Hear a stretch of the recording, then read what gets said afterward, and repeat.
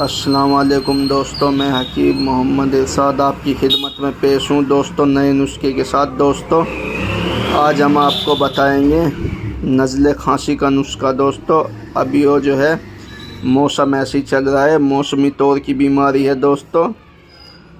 लोगों के गले ख़राब हो रहे हैं, किसी के नज़ला है, किसी के खांसी है। उसके लिए दोस्तों एक बहुत ही लाजवाब नुस्खा बता रहा हूँ दोस्तों, इसे घर पे बनाएं और इस्तेमाल करें। देखिए दोस्तों, चलिए मैंने इसमें क्या क्या मिलाया है।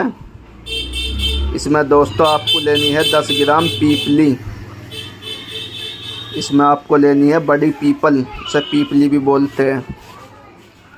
10 ग्राम लेनी है दोस्तों दालचीनी और 10 ग्राम लेनी है हरी इलायची। 5 ग्राम इसमें लेनी है काली मिर्च।